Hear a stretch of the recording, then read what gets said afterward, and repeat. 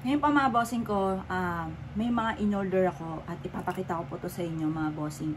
Dahil kung mapapansin nyo mga bossing ko, yung mga damit ko talagang napakaluwag. Dati mga bossing hindi ko to masuot kasi yun nga po, hapit na hapit siya tapos napakalaki ng aking tiyan. Ngayon po ay dahil nga po sa meron na tayong diabetes, tapos may komplikasyon po tayo mga bossing ko sa puso, kailangan talaga monitor yung mga kinakain natin. Kaya, yun nga po mga bossing, namayat talaga ako mga bossing. Eto pa mga bossing ko, yung damit ko dati, yan, napakalaki mga bossing, di ba? Ang laki. Medyo hapit pa ito, hindi ko pa siya masyado rin nasusuot dahil hapit siya at talagang yung tiyan ko, bikil na bikil po dito, talagang ang laki po ng tiyan ko. Ayan po. Ngayon po, kaya naisipan ko na umorder. Dati ito lang yung blouse ko mga bossing. Yan, maliit lang talaga. Yan, hindi siya ganun kalaki. Yan. Pero ngayon, kapag sinuot ko to, medyo luwag na rin sa akin. Yun nga po, dahil nga po sa kailangan talagang i-monitor daw po yung kinakain. At bawal na rin sa akin yung mga matatamis. Ngayon po, dahil sa umorder na ako ng mga maliliit na hindi ko inaasahan na nagkasya po sa akin, kaya share ko po sa inyo po mga bossing ko kung ano-ano yung mga inabil ko na hindi ko inaasahan na nagkakasya na sa akin. Unang-una mga bossing, bago sa damit, eto na-share ko lamang, 10 piso ang isa. Ito yung ginagamit kong eyebrow, yung mga pangkilay po natin mga bossing. 10 piso lang ang isa. Napamahal pa nga ako dito kasi binili ko po ito sa 168. Nagkakahalaga ng 50 pesos. Nung nakita ko sa online, 10 piso lang pala ang isa mga bossing. Kaya ayan, bumili ako ng madami-dami mga bossing. Parang 12 pieces. 12 mga ba? 2, 4, 6, 8, 10. 10 pala. 10 pieces. Ngayon pa mga bossing, eto. Unahin ko muna to. Kahapon, natuwa naman ako kasi yung mga in-order ko na hindi inaasahan. Hindi pala siya, ano. Eto yung sa ano ng bracelet. Ayan. Hindi ko inaasahan na parang try lang kung kakasya sa akin. Kaso, nagkasya naman po siya. Yan, i-ano ko muna. Kasi nangyari, kapag ka nabuksan na siya, hindi na siya nakikita ko ano po yung mga laman. Pero tingin ko ito, iba to. Yan, dyan muna. Dito muna tayo sa natuwa ako mga bossing. Ito, yung kagabi, nagamit ko na yung light blue. Tapos ito yung kulay black. Yan. Tapos ang mga in-order ko ay medium. Dati 2X mga bossing. Ang layo, diba mga bossing? Ngayon po, ito yon. Ito siya.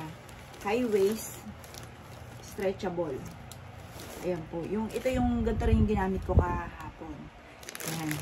Ito ay nagkakahalaga kasi dalawa po siya. 153 lamang. Ayan.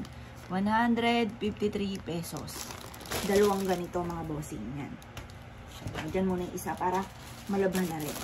Tapos, ito rin yung isa. Kasi nga po, lahat ng mga pantalon ko ang luluwag na. Ngayon, kahit nilalagyan ko siya ng sinturon, pero halatang nag-loose lahat talaga mga bossing. Kaya sabi ko, bibili lang ako ng yung talagang kasya sa akin. Yan. Ito naman yung isa. Mga mumurahin lang naman po ito. Kasi kapag sa mall, kasi syempre, mall yun. Yan. Kaya naunawaan ko rin minsan kasi sa mall, mahal syempre kasi yung upa. Kaya mahal din yung kanilang tinda mga boss. Tapos may bayad pa sila sa mga tindera. Kaya mahal sa mall. Kaya ito, sa online ko na lang siya binili. Murang halaga lang din po ito. Yan.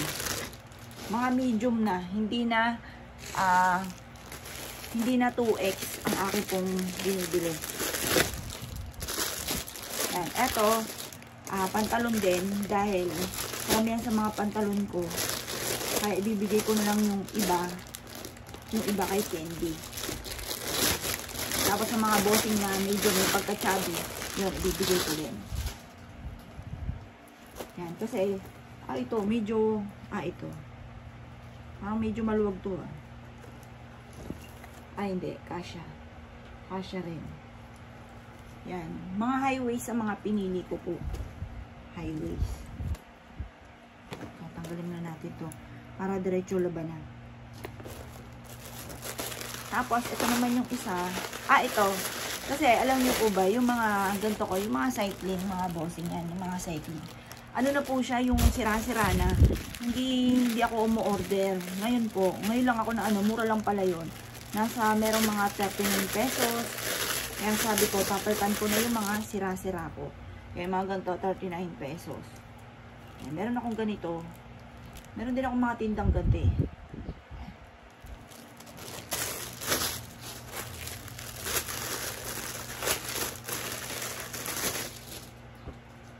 Yan, 39 pesos. Oh, maganda rin naman. Yan. Ngayon po, ito naman yung iba.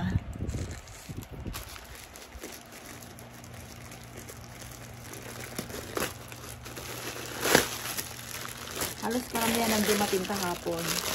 Panay short. Panay pantalon. Kung ganito pantalon. Yan, ito lang panakto sa akin. Medyo luwag pa nga ito eh. Yan, size 31. Luwag sa akin to. Yan, pero, gustuin natin yan. Yan. O, size 31. Tingin ko nasa 30 lang ako mga bossing. Or kaya, nasa 29. Ganun biglang bumagsak. Biglang bumaba. Kasi, kailangan pababain po yung sugar. Kasi medyo mataas po yung sugar ko. Ayan, panay pantalo ng aking nakikita. Ayan, panay pantalo. Ito naman, size 32. Ayan. May malaki, may maliit kasi. Ito, size 32. Pero mga mura lang po ito. Mga mura lang yung ating mga in-order. Ito yung kulay po niya. Ito rin yung isa.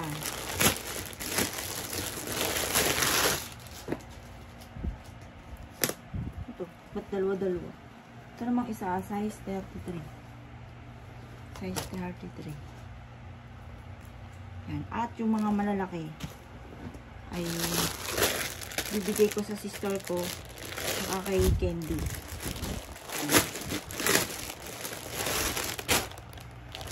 Ito naman yung black tapos stretchable. Size 33 din. Kasya rin to sa akin.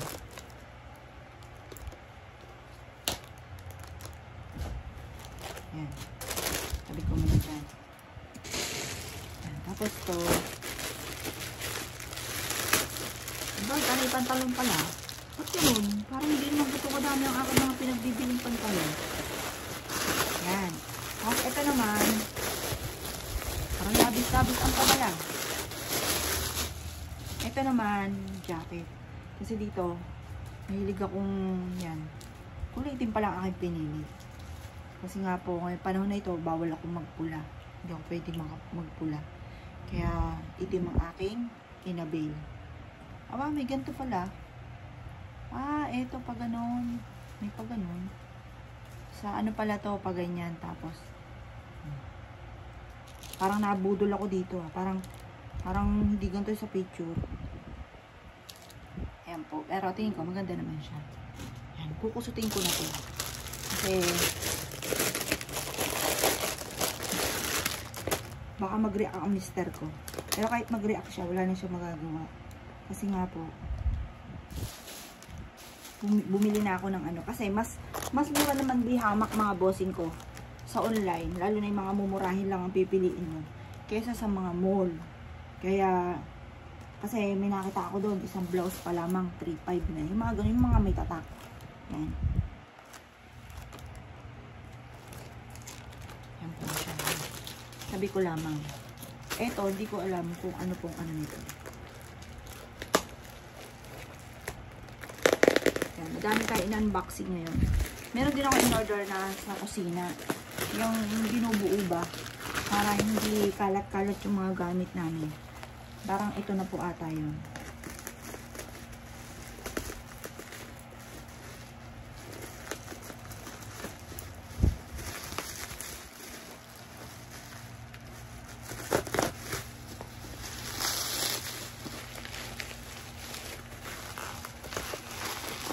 May nakita kasi ako sa Facebook. Kasi para nakahang lang yung mga gamit sa kusina o sa CR. Para hindi siya nag-aano ng lumot, mga ganun. dito sa amin, ako yung mga mahilig sa mga ganyan. Ako yung bumibili ng mga ganun. Tapos, mister ko yung taga-kabit. Yan. Order pala ito ng mister ko.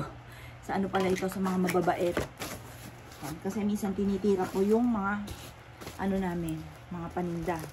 Or kaya, yun, basta kailangan malinis po tayo. Kaya yan. Ito kaya, ano kaya to? Parang sa mister ko rin ata to. Kasi isa lang ginagamit naming account. Kaya, ito naman. Ito naman, nagustuhan ko to. Sa Facebook ko to nakita. Ano po siya? Kasi diba yung mga bra po natin, nadideform. Minsan nag-iiba yung hugis. Kaya minsan nakalubukol-bukol yung ano. Kasi nasira na yung pinaka ano ng bra. Kaya ito, ihahang mo lang siya para hindi nasisira yung mismong pinaka-foam ng bra. Yan. Kaya ito, nagustuhan ko. Sa bra po ito. Yan, kakabit natin. Kaya-kaya ko ito ikabit.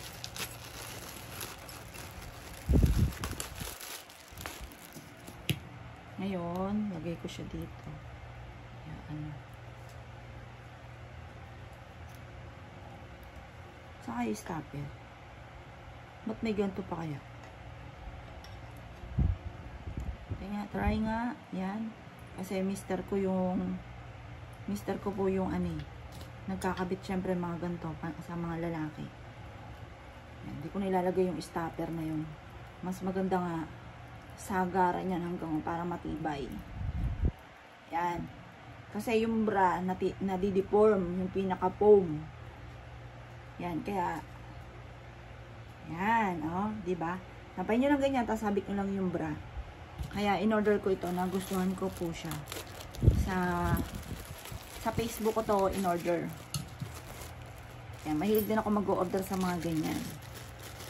Yan. 3 yung in-order ko.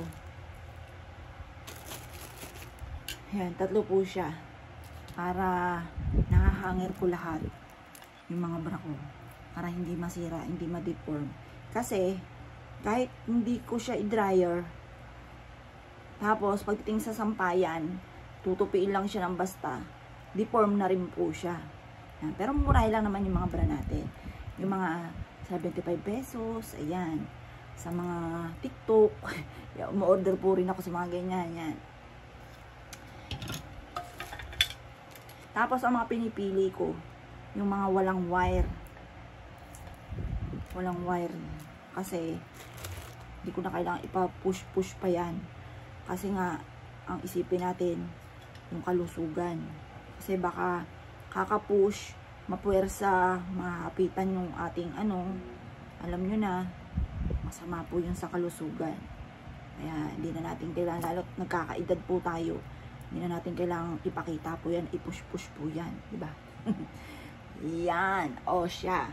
Ito po. Ihahanger ko na, tapos hanger ko na rin yung bra. Tapos, eto pa, todo ko na. Pero, halos lahat ang mga dumating dito kasi ang mga binili ko yung mga pang-Korean, mga bossing. Pang-Korean na blouse. Yung maliliit lang. Kasi, hindi ko rin naasahan na nagkasya rin po sa akin yung pang-Korean blouse.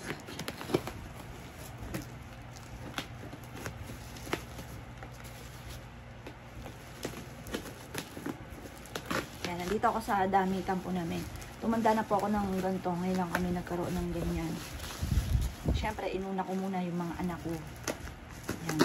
Pero dito, kasama na si Justin kasi gusto namin, nakikita namin lagi si Justin. May kwarto kasi siya doon sa baba. Ngayon, mas gusto ko yung nakikita ko dito. Kasi nga, nagsosulo na po siya. Gusto ko lagi ko siyang kasama. Gusto ko siya lagi nakikita. Ngayon po, nandun po siya. Naglalaro. Kasi, baka po kasi ma-stress. Yan. Ito naman, binili ko to, pang kusina naman po ito. Sa kusina, i-assemble to sa may lababo. Diba syempre maghuhugas tayo. Minsan, kailangan patitigisin natin. Lalo na kung ang lababo po ninyo, ang ilalim ay kahoy. Kasi masisira po yun. Kaya ito, ito na yung hugasan. Diyan mo siya ikakabit sa mismong lababo. Kumbaga, kung papatak siya, ay doon na. Tapos, butas-butas na rin po yung pinakalagayan po niya. Para pag pumatak po siya, ay diretso na po sa lababo. Yan. Ngayon, eto naman, etong anong to, mister ko na magkakabit po nito. Yan, mister ko na ang bahala magkabit po dyan. Yan. Salamat po mga bossing sa panonood. Waiting po ako sa mga blouse. Ang cute po nun. Tsaka murang halaga lamang yung mga Koreana ang mga nagsusuot, yung mga ganon. Kahapon may dumating sa akin, parang ano lang po siya, 139 pesos. Super cute po siya. Yan, tas hindi ko rin inaasahan kasya po sa akin. Ang luluwag na ng mga damit ko. Yan po. Kaya, eto, pinakamaliit to dati na hindi ko siya nasusuot. Ngayon, nasusuot ko na po siya. Salamat po.